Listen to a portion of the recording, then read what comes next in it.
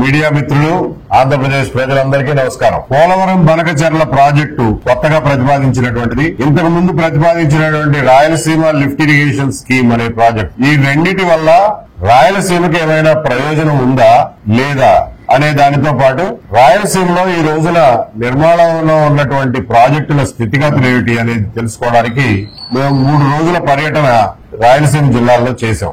3 రోజులలోనూ ప్రాజెక్టులన్నీ చూసి అక్కడ ఇంజనీర్లతోనూ, స్థానిక ప్రజా సంఘాలతోనూ, ప్రజలతోనూ, రైతులతోనూ, దశాబ్దాలుగా రాయలసీమ నీళ్ల గురించి పోరాడుతున్నటువంటి సంస్థలతోనూ, స్థానికంగా ఉన్న మీడియాతోనూ మాట్లాడిన తర్వాత మేము వచ్చినటువంటి కన్క్లూజన్స్ ఏమిటంటే, పోలవరం బనకచెర్ల ప్రాజెక్టు వల్ల రాయలసీమకి 5 పైసలు కూడా లాభం ఉండదు. అలాగే రాయలసీమ లిఫ్ట్ ఇరిగేషన్ ప్రాజెక్ట్ అనేది కూడా ఇంకొక దండగమారి ప్రాజెక్టు. దానిలో ఇప్పటికే 750 కోట్లు ఖర్చు పెట్టారు.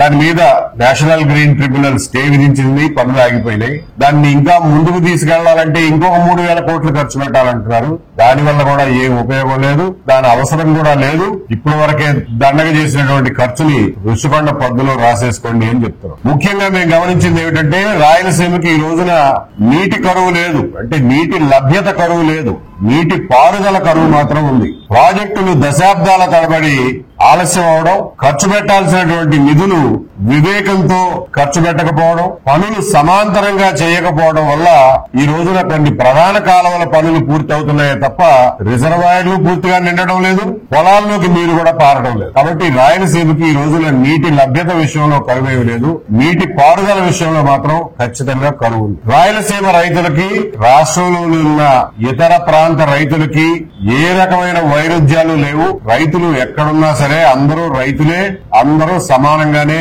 ఇబ్బందులు పడుతున్నారు నీటిపారుదల రంగంలో. తర్వాత